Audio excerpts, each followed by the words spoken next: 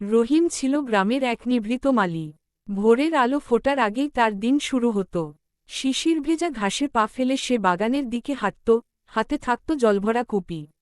গাছগুলোর সঙ্গে তার সম্পর্ক ছিল নীরব কিন্তু গভীর। কার পাতায় জল দরকার, কোন কুড়ি আজ ফুটবে, সে সব সে চোখে চোখে বুঝে নিত। রহিমের বাগানটা ছিল একসময় অনাদরে ভরা। আগের মালিক চলে যাওয়ার পর জায়গাটা পড়েছিল ফাঁকা। লোকজন বলতো এখানে কিছুই হবে না, কিন্তু রহিম বিশ্বাস করত মাটি কখনো কাউকে ফিরিয়ে দেয় না, শুধু ধৈর্য চায়।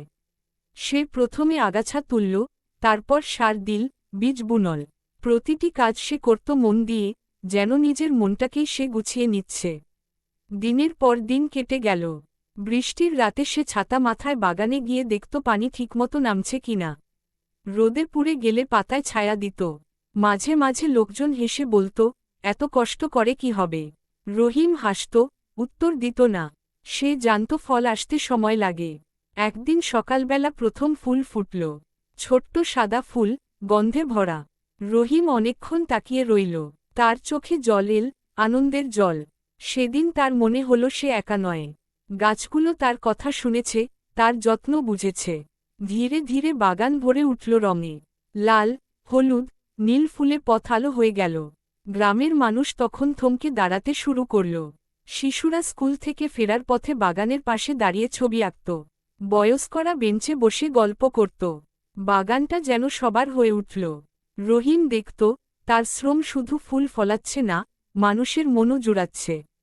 একদিন শহর থেকে এক কর্মকর্তা এলেন। বাগান দেখে তিনি মুগ্ধ।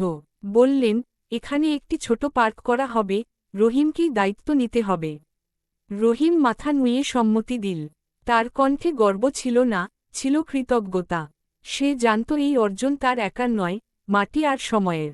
সন্ধ্যায় কাজ শেষ করে রহিম বাগানের মাঝখানে দাঁড়াল। আকাশে তারা উঠেছে। সে ভাবল, জীবনও বাগানের মতো। যত্ন দিলে, অপেক্ষা করলে, একদিন না একদিন ফুল ফোটে।